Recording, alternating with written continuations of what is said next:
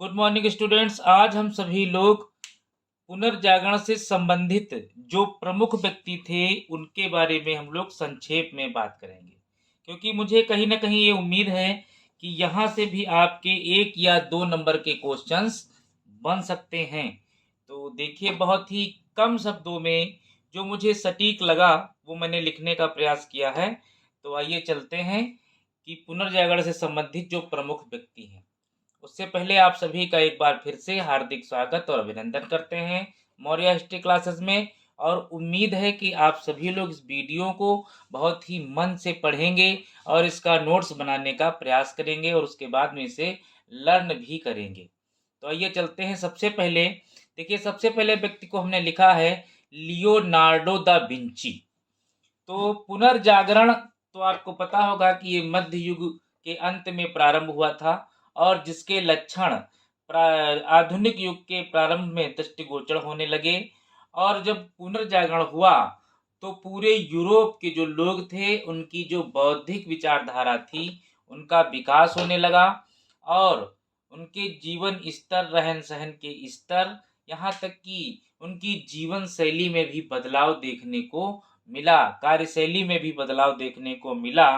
तो ये जो उनके जीवन में बदलाव हुआ था, वे लोग जो पोप के अत्याचारों से पीड़ित थे, जो सामंतवाद एक विशेष वर्ग के द्वारा शोषित किए जाते थे, उस वर्ग से उनको छुटकारा मिला, यानी वो स्वतंत्र हो गए। यानी जो मानव था अब स्वतंत्रता का जीवन जीने लगा।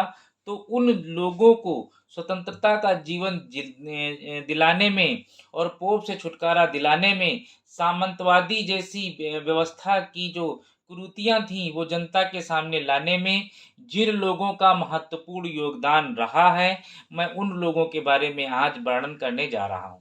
तो आइए देखिए, जो पहले व्यक्ति हैं वो हैं लियोनार्डो दा विंची।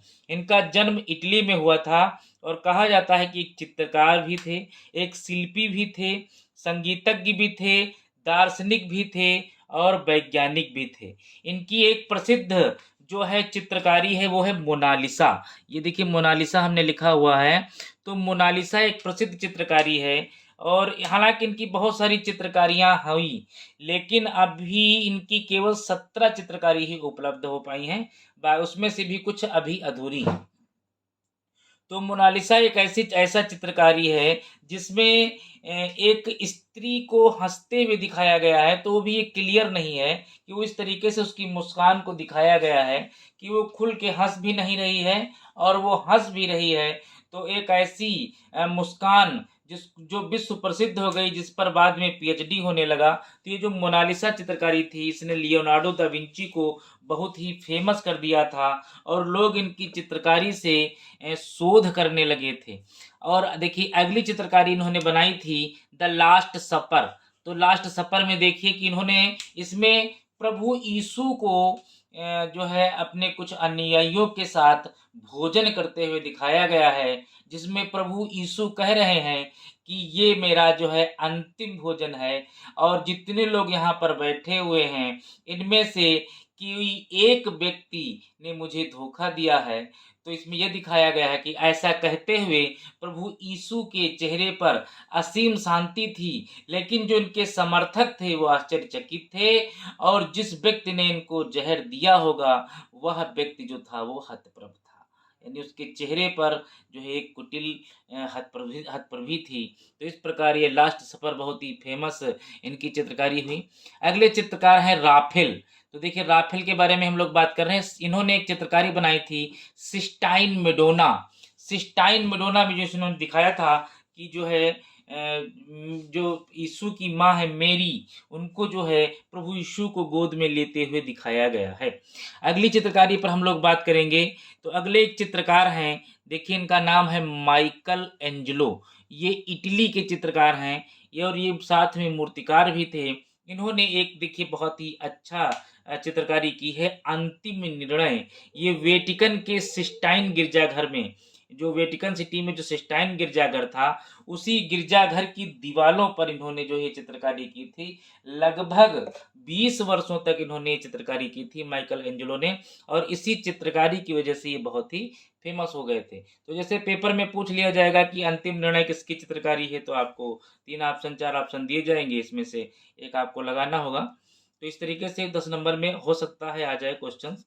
चलिए अगला देखिए है, अगले हैं दांते। दांते ये भी इटली के रहने वाले थे। इन्होंने एक पुस्तक लिखी थी, डी मोनार्किया। डी मोनार्किया पुस्तक देखिए इन्होंने लिखी है, और ये जो पुस्तक है डी मोनार्किया, ये इसका अर्थ होता है राजतंत्र। इन्होंने राजतंत्र पर पुस्तक लिखी है, क्योंकि उस समय क्या था कि मध्य युग में सामंतवादी व्यवस्था चल रही थी। तो सामंतवादी व्यवस्था में जो किसान थे, वहाँ के छोटे-छोटे किसान जो थे वो बहुत ही परेशान थे, सामंतों के द्वारा शोषित थे। उनकी जो देश दन दशा थी वो बहुत ही दयनीय दशा थी।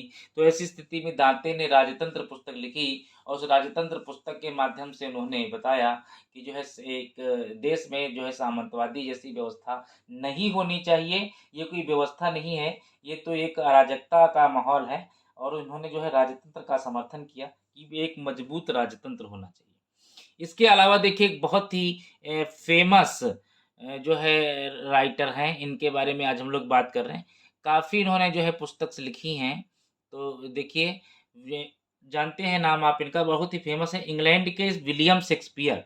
तो इंग्लैंड के जो विलियम शेक्सपियर थे, इनकी बात अगर मैं करूँ तो इनके जो माता-पिता थे वो दोनों साधारण किसान थे। साधारण किसान थे, और इनसे भी बचपन में कहा गया था कि किसानी करो, लेकिन इनका मन जो था वो नहीं लगा।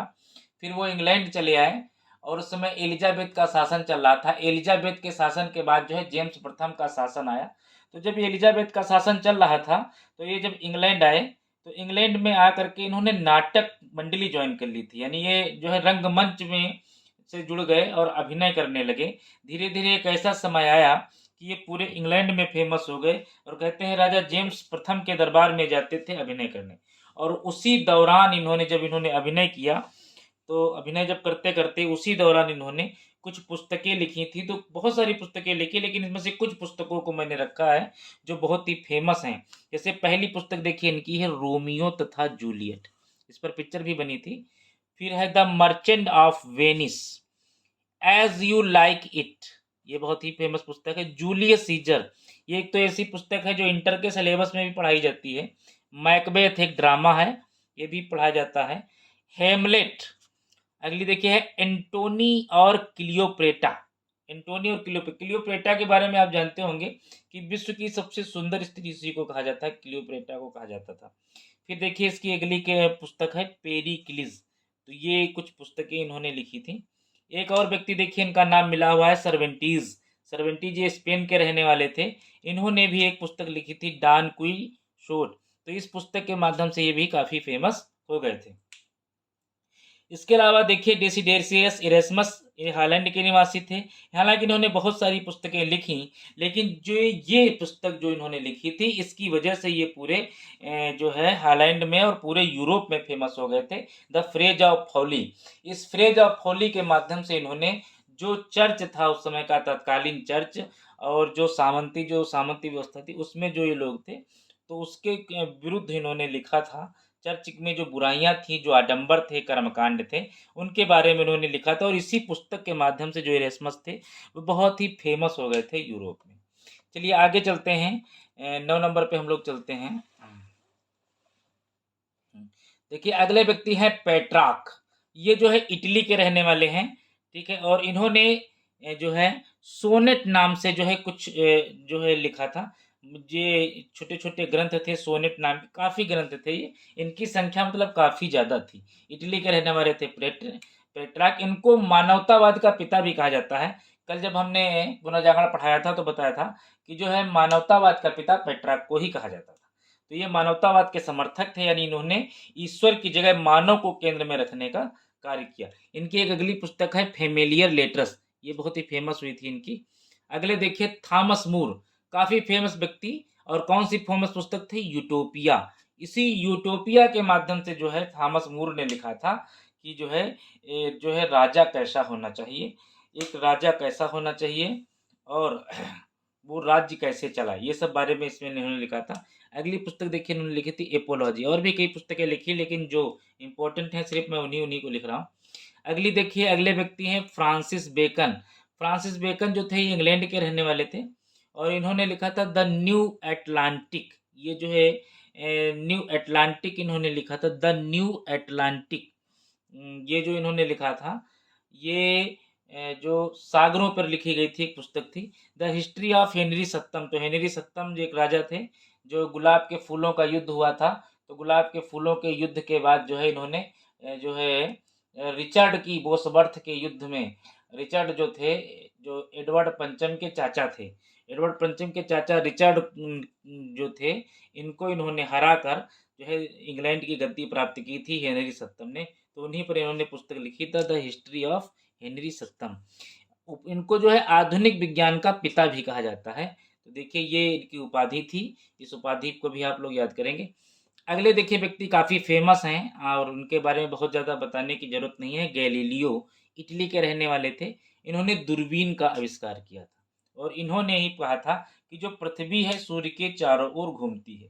देखिए इससे पहले क्या एक मान्यता थी कि जो सूर्य है वो पृथ्वी के चारों ओर घूमता है, ऐसा पहले बताया गया था। लेकिन इन्होंने जब दूरबीन का आविष्कार किया और इन्होंने जब खगोल शास्त्र का अध्ययन किया, यानी आकाशीय जो है क्षेत्र का निरीक्षण किया इन्होंने दूरबीन के माध्यम से, तो इन्होंने बताया कि जो है पृथ्वी जो है वो जो है सूर्य के चारों ओर चक्कर लगाती है, ना कि सूर्य पृथ्वी के चारों ओर चक्कर लगाता है। अगले व्यक्ति देखिए हैं केपलर, ये जर्मनी के थे और इन्होंने कहा था सूर्य केंद्र में स्थित है।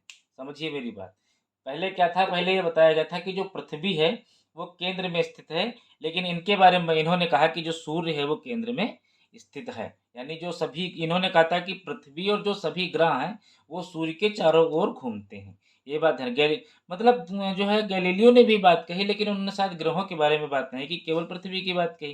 केपलर ने पूरी बात कही कि पृथ्वी और जो अन्य ग्रह हैं वो भी सूर्य के चारों ओर घूमते हैं। इसके लिए इन्होंने 3 टाइप के नियम भी बताए थे। 3 टाइप के नियम ये बताए थे कि जैसे कि जब ये जो ग्रह होते हैं जब सूर्य के नज़दीक होते हैं तो उनकी गति तेज हो जाती है, जब दूर होते हैं तो वो थोड़ा-सा धीरे-धीरे चलने लगते हैं। तो इस प्रकार इन्होंने 3 नियम बताए थे। अगला था, अगले देखिए व्यक्ति हैं माइकियावेली, काफ़ी फ़ेमस हैं। इन्होंने लिखा था द प्रिंस। ये पुस्तक कई बार पूछी गई है, बहुत बार पूछी गई है द प्रिंस, कई कॉम्पिटिशन्स में पूछी गई है। द प्रिंस में इन्होंने माइकियावेली ने लिखा था कि एक राजा कैसा होना चाहिए, तो इसमें इन्होंने वर्णन किया था एक राजा जो है वो लोमड़ी की तरह चालाक होना चाहिए। इसमें इन्होंने राजा को लोमड़ी की तरह चालाक होने के लिए बताया है। सामंतवाद का इन्होंने इसमें घोर विरोध किया था और इन्होंने कहा था कि एक राजा जो है लोमड़ी की तरह चालाक होना चाहिए और शेर की तरह बलवान होना चाहिए। ऐसे व्यक्ति के हाथों में राज्य की सत्ता होनी चाहिए। देखिए अगले व्यक्ति हैं बोकेशियो। तो बोकेशियो ने एक पुस्तक लिखी थी डी कैमेरन। डी कैमेरन ये भी इनकी काफ़ी फेमस पुस्तक है। इसके अलावा इनके बारे में परिचय देने की जरूरत नहीं है। गुटेनबर्ग जर्मनी के रहने वाले थे और इन्होंने छापे खाने का आविष्कार किया था। सन 1600 में के आसपास इन्होंने छापे खाने का आविष्कार किया और ये जो इन्होंने छापे खाने का आविष्कार किया था, मैं कह सकता हूँ कि पुनर्जागरण होने में ये एक मील का पत्थर साबित हो गया था। क्योंकि जब पुनर्जागरण हुआ तो उसके पहले क्या था कि जो बाइबिल वगैरह थी, जो धर्म ग्रंथ थे, वो चर्च के जो पादरी और बिशप होते थे, जो पोप होते थे, सिर्फ उन्हीं के हाथों में सीमित थे।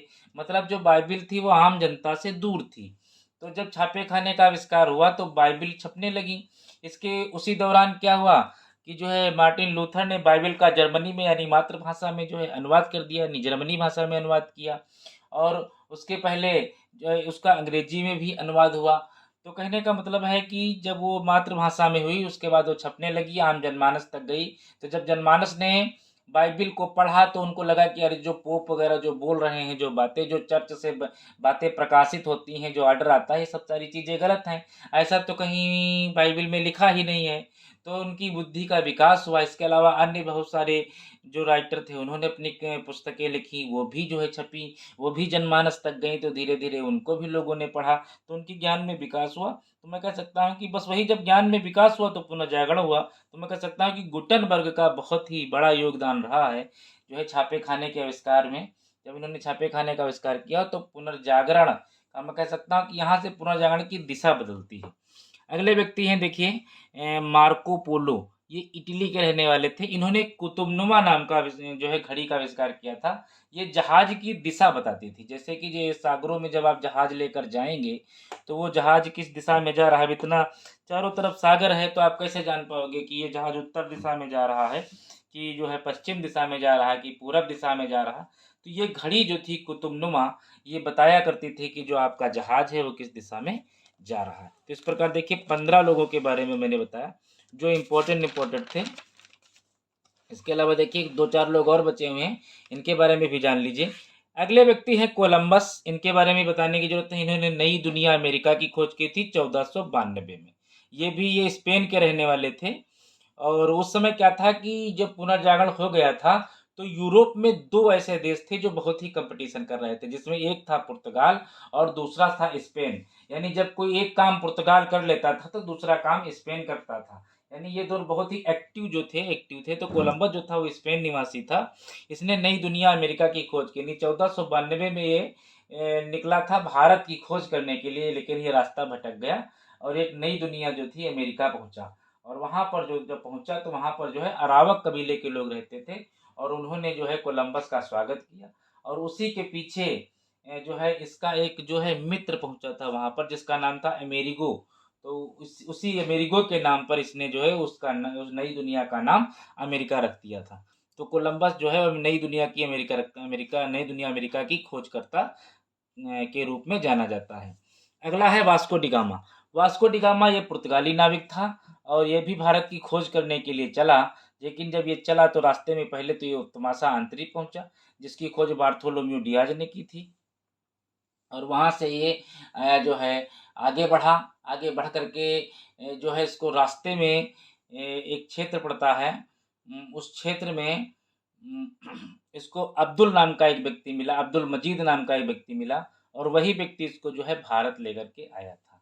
तो ये भारत पहुंचा और यहाँ पर जो है भारत में उस समय ये केरल पहुंचा था। उसको केरल को उस समय कालीकट कहा जाता था। तो उस समय केरल के जो राजा थे जमेरिन, उन्होंने इसका जो है बहुत ही स्वागत किया, आदर सत्कार किया। इसके बाद ये 1498 में पहुंचा और 1499 में ये पुनः वापस हुआ। और कहते हैं कि ये करीबन 100 किलो काली मिर्च लेकर गया था, जिसमें से केवल 3 किलो काली मिर्च बची थी और वो भी इसने यूरोप में इतनी महंगी बेची थी कि इसके आने जाने का खर्चा निकल गया था। 1501 में ये वापस आएगा। उसके बाद 1503 में जो है इसकी मृत्यु हो जाएगी। इसका जो मकबरा है वो यहीं केरल में बना हुआ है। तो इस प्रकार जो है जलमार्ग द्वारा भारत की खोज करने का जो श्रेय है वो वास्को डिगामा को जाता है। अगले व्यक्ति देखिए हेनरी व डियाज। हेनरी जो थे राजा थे, ये पुर्तगाल के राजकुमार थे। इन्होंने भी खोज की। देखिए ऐसा नहीं कि केवल जो है नाविक खोज करेंगे या कोई साधारण व्यक्ति काम कर सकता है। कार्य कोई भी कर सकता है, कोई बड़े परिवार का व्यक्ति भी कार्य कर सकता है। ऐसा नहीं कि आप बड़े परिवार से हैं तो आप कोई कार्य नहीं कर सकते हैं। तो हेनरी ये राजकुमार थे। इन्होंने पश्चिम अफ्रीका के तटीय मार्गों की खोज की थी। देखिए बहुत अच्छी बात है। और अगले व्यक्ति देखिए अभी मैं बता रहा था आपको कि बार्थोलोम्यू डियाज। तो बार्थोलोम्यू डियाज ने उत्तमासा अंतरीप की खोज की थी। ठीक है, इसी को केमोरिन कहा जाता है, इसी को कहा जाता है। ये जो है आपका इस समय दक्षिण अफ्रीका में पड़ता है केप केमोरिन। अगले व्यक्ति है मैगलेन, ये भी पुर्तगाली थे। इन्होंने जलमार्ग द्वारा पूरी दुनिया की खोज की थी। जो मैगलेन थे इन्होंने जलमार्ग के द्वारा पूरी दुनिया की खोज करने का श्रेय इनको दिया जाता है। बहुत ही अद्भुत व्यक्ति थे। बताइए जलमार्ग द्वारा उन्होंने पूरी दुनिया की खोज कर ली थी। अगले व्यक्ति देखिए हैं सर फ्रांसिस ड्रेक। ये इंग्लैंड के रहने वाले थे और इन्होंने जहाज द्वारा विश्व की परिक्रमा की थी। यानी जो पानी का जहाज होता है उसके द्वारा इन्होंने विश्व की परिक्रमा की थी। ये पहले ऐसे व्यक्ति थे, जब ये जहाज लेकर चले थे तो इनके साथ 5 जहाज थे, लेकिन रास्तों के थपेड़ों को खाते हुए और हर कठिनाइयों को पार करते हुए जब ये पहुंचे तो कहते हैं रास्ते में इनके 4 जहाज नष्ट हो गए थे, सिंगल इन्हीं का जहाज पहुंचा था। तो जब ये पहुंचे इंग्लैंड तो इंग्लैंड की जो रानी थी एलिजाबेथ, इन्होंने इनको जो है वहाँ पर सम्मान, नागरिक सम्मान से इनको जो है पुरस्कृत किया था, बड़ा इनका सम्मान किया था, इनकी बहुत ही पीठ थपथपाई थी। तो इस प्रकार जो है सर इन्होंने जहाज द्वारा विश्व परिक्रमा की, सर फ्रांसिस ड्रेक। ठीक है, इस प्रकार इन्होंने लोगों को जो है वहाँ के जो लोग थे उनको जो है विश्व की परिक्रमा करने के लिए प्रेरित किया। यही वही लोग हैं जिन्होंने पुनर्जागरण में जो है लोगों को प्रेरित किया, कुछ अच्छा किया, हट के किया, लोगों के लिए आदर्श बने। तो लोगों के लिए आदर्श बनने के लिए आपको थोड़ा-सा कुछ हट के करना पड़ेगा, मेहनत करनी पड़ेगी। पढ़ाई तो सभी लोग करते हैं, लेकिन जो लोग हट के थोड़ा-सा पढ़ाई करते हैं, वही लोग सफल होते हैं। तो थोड़ा-सा अगर आप भीड़ की तरह चलते हैं, एक भेड़ चाल की तरह चलते हैं, तो आप में और अन्य विद्यार्थियों में मैं समझता हूँ किसी प्रकार का कोई फ़र्क नहीं मानूँगा मैं, अंतर नहीं मानूँगा। ठीक है, अगले व्यक्ति देखिए रोज़र बेकन, इन्होंने सूक्ष्मदर्शी का आविष्कार किया था। सूक्ष्मदर्शी तो हम लोगों के विद्यालयों में मिल जाती है। और देखिए अब जो प्रयोग वगैरह होते हैं, अब देखिए हो सकता है अपने विद्यालय में लैब में सूक्ष्मदर्शी हो, तो सूक्ष्मदर्शी का इन्होंने आविष्कार किया। इसके बाद चलते हैं, देखिए अगले व्यक्ति हैं देकार्ते। इन्होंने बीजगणित के ज्यामिति में प्रयोग का तरीका निकाला था कि बीजगणित में ज्यामिति का किस तरीके से आप प्रयोग करेंगे, तो ये इन्होंने तरीका निकाल करके लोगों को बताया था। अगले व्यक्ति देखिए बहुत अच्छे हैं हार्वे। इन्होंने रक्त प्रवाह के बारे में बताया था। इन्होंने पहली बार बताया था कि जो मनुष्य का शरीर है उसमें रक्त का प्रवाह होता है। तो ये हार्वे ने ही पहली बार बताया था। तो ये कुछ ऐसे लोग हैं जिनके बारे में मैंने आज आपको बताया, जो आपके सिलेबस से संबंधित हैं, आउट ऑफ सिलेबस से संबंधित नहीं हैं। और ये वे लोग हैं जिन्होंने यूरोप में जो है पुनर्जागरण करवाने में अपनी महत्वपूर्ण भूमिका अदा की। ठीक, और इन्हीं के प्रयासों, खोजकर्ताओं, जो इन्होंने पुस्तकें लिखी, चित्र बनाए, खोजें की, इन्हीं के प्रयासों से वहाँ पर पुनर्जागरण संभव हो सका। तो इन लोगों को अगर हम लोग पुनर्जागरण जैसे महत्वपूर्ण और संवेदनशील जो है मुद्दों पर अगर हम लोग बात करेंगे, अगर इन लोगों को हम लोग निग्लेक्ट करेंगे तो ये संभव नहीं है, क्योंकि कहीं न कहीं पुनर्जागरण की जो आधार स्तंभ थे ये लोग, और पुनर्जागरण को करवाने में अपनी महत्वपूर्ण अपना 100% इन्होंने दिया। तो इस प्रकार जिस प्रकार इन्होंने पुनर्जागरण करवाने में अपना अमूल्य योगदान दिया है, उसी प्रकार आप लोग आगामी परीक्षाओं में अच्छे अंक ला करके अपना अमूल्य योगदान दीजिए। इन्हीं शुभकामनाओं के साथ मिलेंगे नेक्स्ट वीडियो के साथ। आप सभी लोग वीडियो को लाइक और शेयर अवश्य करते रहिए। Thank you very much.